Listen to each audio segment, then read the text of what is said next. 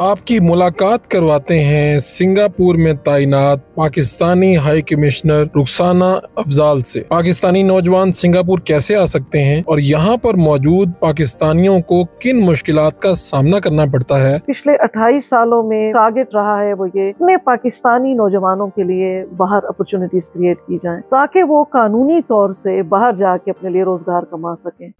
Urdu point की videos देखने के लिए हमारा चैनल सब्सक्राइब कीजिए और बेल के आइकन पर क्लिक कीजिए ताकि आप हमारी तमाम आने वाली वीडियो से बाखबर रह सकें।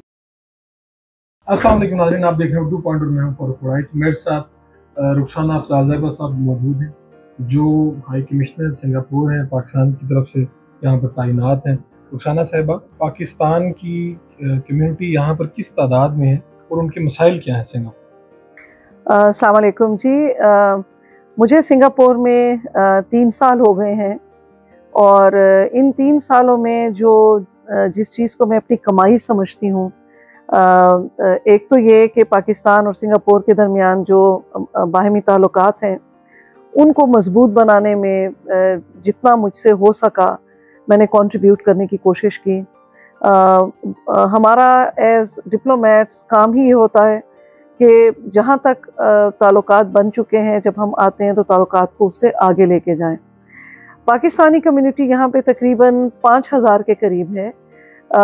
इसमें हम उन लोगों को भी गिनते हैं जिनके पास अब सिंगापुर के पासपोर्ट्स हैं, जो लोग जिनके पास अभी तक पाकिस्तानी पासपोर्ट्स हैं और जो यहाँ पे लॉन्ग टर्म वीज़ा या वर्क पास पे हैं, वो तकरीबन 2200-2300 के करीब हैं।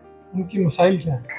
मसाइल ये है कि यहाँ पे माशाल्लाह फॉर्चुनेटली हमारी जो कम्युनिटी है वो प्रोफेशनल कम्युनिटी है, बहुत पढ़े लिखे लोग हैं, अपने प्राइवेट बिजनेसेस में हैं, शिपिंग में हैं, यहाँ के बड़े बड़े बैंकों में, टॉप मैनेजमेंट में, टेक कंपनीज़ में, गूगल, फेसबुक वगैरह में, और इसके अलावा जो है बड़ी मल्टीनेशनल में हमारे पाकिस्तानी बड़ी इंपॉर्टेंट पोजीशंस पे काम करते हैं। तो उसकी वजह से मसाइल उस सेंस में कोई नहीं है। अलबत्ता जब खुदा न खास्ता पाकिस्तान में कोई मुश्किल सिचुएशन आए, जैसे जब कोविड की सिचुएशन हुई थी या जब मौजूदा सैलाब की सिचुएशन है, उसमें हमारी कम्युनिटी हमें सपोर्ट करती है और लीड करती है पूरी कैंपेन को कि पाकिस्तान के लिए रिलीफ असिस्टेंस भेजी जाए, फंड्स रेस किए जाएँ, और बहुत पैशनेट हैं ये लोग पाकिस्तान के बारे में। सिंगापुर एक तरफ तो चाइना और इंडिया में बड़ी बड़ी इन्वेस्टमेंट करता है, क्या वजह है कि पाकिस्तान में ऐसा कोई इन्वेस्टमेंट नहीं है या पाकिस्तान के साथ उस तरह से तिजारती ताल्लुकात बहुत अच्छे नहीं हैं?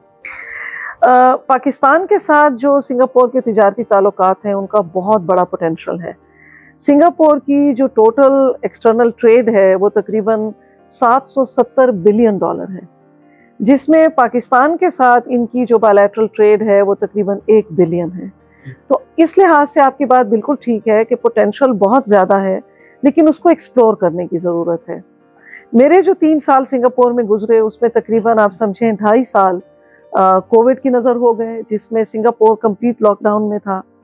अब हम लोगों ने हल्के हल्के चीज़ों पे काम करना शुरू किया है। इंशाल्लाह एंड ऑफ दिस मंथ हमें उम्मीद है लाहौर चैम्बर ऑफ कॉमर्स का डेलीगेशन आएगा। अगले साल सिंगापुर बिजनेस फेडरेशन का डेलीगेशन पाकिस्तान जाएगा।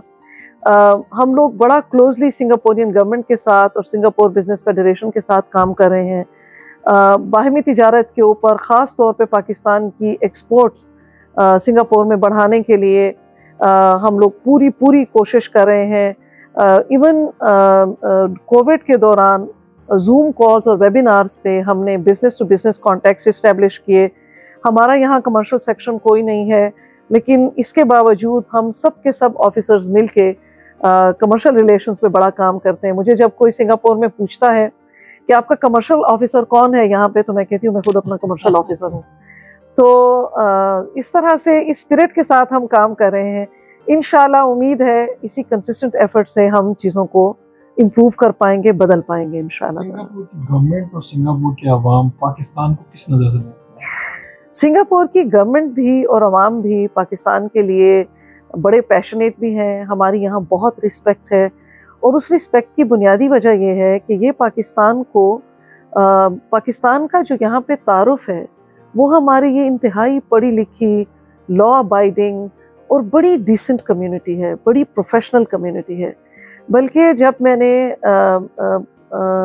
सदर जो हैं सिंगापुर की मैडम हलीमा याकूब, उनको मैंने अपने क्रेडेंशियल्स पेश किए और उनसे मेरी मुलाकात हुई, तो उन्होंने उस मुलाकात में, मेरी पहली मुलाकात में, उन्होंने इस चीज़ को अंडरलाइन किया कि आपकी यहाँ पे एक बड़ी मजबूत प्रोफेशनल कम्युनिटी है, आप उस कम्युनिटी को इस्तेमाल कीजिए कि पाकिस्तान और सिंगापुर को करीब लाया जा सके। तो आप इसी से अंदाज़ा कीजिए कि हमारी कम्युनिटी का यहाँ पे कितना इन्फ्लुएंस है। आपको तकरीबन सर्विस में 26 साल हो गए हैं। 28 साल। 28 साल जी।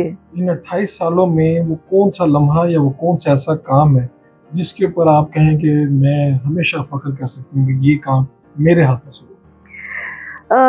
ऐसे बहुत सारे लम्हे आए इन 28 सालों में जहाँ मैं अपने आप को किसी भी चीज़ का क्रेडिट उस सेंस में नहीं देना चाहूँगी। जो भी होता है आप एज अ टीम अचीव करते हैं, अकेला बंदा कुछ भी हासिल नहीं कर सकता। लेकिन मेरी ऐसी जगहों पे भी पोस्टिंग्स रही हैं जहाँ पे हालात इतने स्मूथ नहीं थे जितने सिंगापुर में हैं। मेरी पहली पोस्टिंग टर्की में थी, जहाँ बहुत बड़ी तादाद में पाकिस्तानी जो है वो ट्रांजिट करते हैं यूरोप जाने के लिए। वो एक बड़ी मुश्किल पोस्टिंग थी। मैं तुर्की बोलती थी, मुझे तुर्की के दूर दराज इलाकों में सफ़र करके पाकिस्तानियों को जो है इंतहाई मुश्किल हालात में से निकालना होता था। हमारे पाकिस्तानी समंदरों में जहाज़ों में डूब जाते थे, ईरान और तुर्की की सरहद पार करते हुए सर्दी से ठिठर के पहाड़ों में मर जाते थे। तो जितना मुझसे पिछले 28 सालों में जो मेरा टारगेट रहा है वो ये कि अपने पाकिस्तानी नौजवानों के लिए बाहर अपॉर्चुनिटीज़ क्रिएट की जाएं ताकि वो कानूनी तौर से बाहर जाके अपने लिए रोज़गार कमा सकें। बाहर जो हमारी कम्युनिटी है वो हमारा असासा है, उसको हमें बहुत ज़्यादा जो है अहमियत देनी चाहिए, उनके हुकूक का तहफ़्फ़ुज़ करना चाहिए, उनको स्किल ट्रेनिंग देनी चाहिए ताकि वो हुनरमंद पाकिस्तानी बन के बाहर जाएँ, ज़्यादा अच्छा फ़ॉरेन एक्सचेंज कमाएँ और इज़्ज़त के साथ बाहर रहें, जैसे सिंगापुर में पाकिस्तानी हैं। कोविड हो या सैलाब, आप लोग यहाँ पर एफर्ट्स कर रहे हैं और सामान पहले क्या भिजवाया और अब क्या कोशिशें चल रही हैं? कोविड के दौरान हम लोगों ने कम्युनिटी की सपोर्ट के साथ तकरीबन 378,000 सिंगापुर डॉलर्स रेज़ किए थे और यहाँ पे हमारी एक बहुत एक्टिव डॉक्टर्स कम्युनिटी है, उनके साथ मिला के हम लोगों ने रिलीफ असिस्टेंस का एक पूरा चार्ट बनाया था कि पाकिस्तान में हॉस्पिटल्स को कौन कौन सी चीज़ों की ज़रूरत है। तो हम लोगों ने PPEs, face shields, gloves, test kits, oxygenators भिजवाए थे सिंगापुर से। और इस पूरी एफर्ट में तेमासिक फाउंडेशन ने हमारी बहुत ज़्यादा मदद की थी, जो कि तेमासिक होल्डिंग का फिलंथ्रोपिक आर्म है। इस दफ़ा जो हम कर रहे हैं, हम लोगों ने पाकिस्तानी डायस्पोरा को 4 कमेटीज़ में डिवाइड किया है, जो कि और 4 एरियाज़ हम लोगों ने आइडेंटिफाई किए हैं। Procurement of tents, medicines, blankets and dry rations. तो ये 4 कमेटियाँ अपने अपने सर्कल्स में फंड्स रेज कर रही हैं और इन 4 चीज़ों की प्रोक्योरमेंट के लिए कोशिश कर रही हैं। हमें इंस्ट्रक्शंस ये हैं NDMA की तरफ से और मिनिस्ट्री ऑफ फॉरेन अफेयर्स की तरफ से कि ये सामान पाकिस्तान में प्रोक्योर करके वहीं पे NDMA के हवाले किया जाए, क्योंकि बाहर से रिलीफ असिस्टेंस पाकिस्तान भिजवाना लॉजिस्टिकली बहुत मुश्किल है। तो इस चीज़ के लिए अब आजकल हम लोग काम कर रहे हैं।